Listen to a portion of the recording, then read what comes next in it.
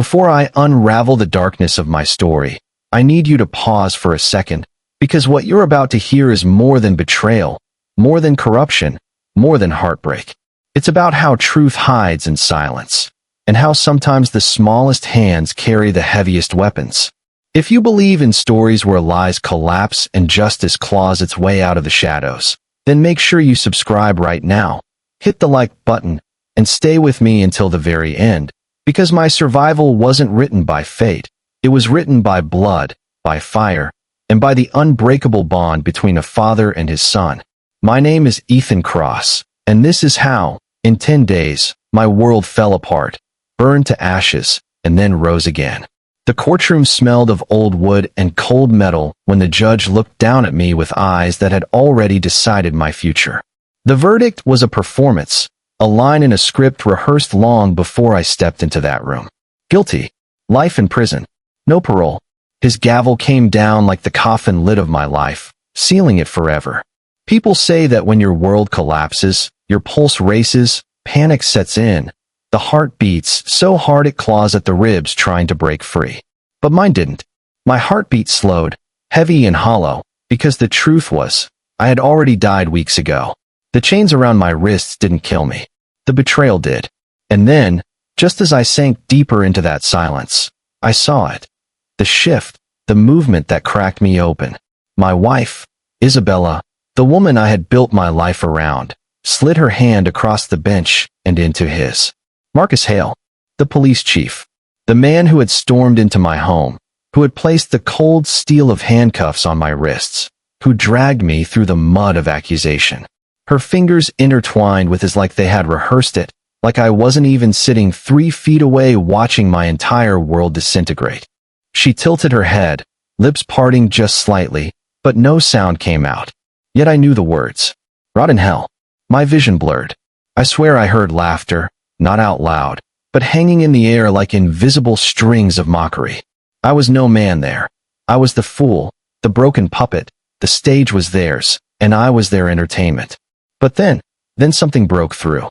A brush against my cuffed wrist, so delicate I thought I imagined it. I looked down, and there he was. My son. My Daniel. 7 years old, too small for that suit, too calm for his age, and yet those eyes, those deep, calculating eyes, carried something ancient, something heavy. He pressed something into my palm. A folded scrap of paper, small enough to vanish between my fingers. No one noticed. Not the guards, not the judge, not the woman who once whispered promises of eternity. Only me. Hours later, back in my cell, I opened it under the thin yellow light that flickered like it, too, was dying. Childish handwriting scrawled in shaky pencil, "Trust me, Dad." 10 days. My chest tightened, my breath faltered. 10 days? 10 days until what? Time shifted in that moment. No longer a river flowing forward, but a blade slicing me open with each passing second. Every tick of silence in that cell carved deeper. 10 days became rhythm. The rhythm became fire. I didn't know what it meant, but I knew one thing. I wasn't going to rot here. Not if Daniel had asked me to hold on. That first night in prison, I closed my eyes and memories crashed over me like storm waves. Isabella's face, her smile that once carried sunlight, now tainted, pressed against the lips of another man. Marcus's hands on her, her voice echoing in my ears, "I love you. Always you." How many times had she whispered that while plotting my destruction? I saw the raid again, frame by frame. The knock that wasn't a knock but a hammer on my door, the boots stomping in, the boxes filled with so-called evidence, bank statements, forged receipts, an unregistered gun I had never touched. Everything too neat, too perfectly arranged, like a stage set built to collapse on me. And through it all, Isabella, silent, detached, absent. Her betrayal wasn't sudden. It was a poison dripped slowly into my veins over years, until the final dose killed me. But that paper, that fragile piece of hope, Daniel's words burned in my palm, even when I wasn't holding it. "Trust me, Dad. A child doesn't write that unless he's seen something, unless he knows something." I replayed his face in court. No tears, no fear, just a steady gaze, like he was begging me to wait, to understand. 10 days. He had proof. A plan. And suddenly, my prison walls weren't just walls. They were a countdown. The days passed like blades. Prison is repetition, a song with no end. And yet, every sound became part of my preparation. Food trays clattering, boots dragging, locks clinking. I listened. I learned. Prisoners talked when they thought no one cared. Guards grew careless when they thought no one watched. I wasn't planning to escape. I wasn't that foolish. No, Daniel hadn't asked me to run. He had promised something far more powerful. On the fifth night, as the shadows stretched across the cell block, a guard slipped me an envelope. No sender, just my name written in faint pencil. My pulse thundered as I unfolded the page. A drawing. Our house. Childlike, crooked lines, but clear enough. Windows, all blackened. In one corner, a figure larger than the rest. Marcus Hale, unmistakable. And beside him, Isabella. At the bottom, 2 words, almost ready. My mind spun. Ready for what? I sharpened my memories into weapons. I relived Marcus's smirk in court, Isabella's refusal to meet my eyes when they accused me of secret accounts. It was all too orchestrated, too carefully staged. 7th day, another message arrived, slipped between the folds of a discarded newspaper. 3 words, etched in Daniel's uneven block letters.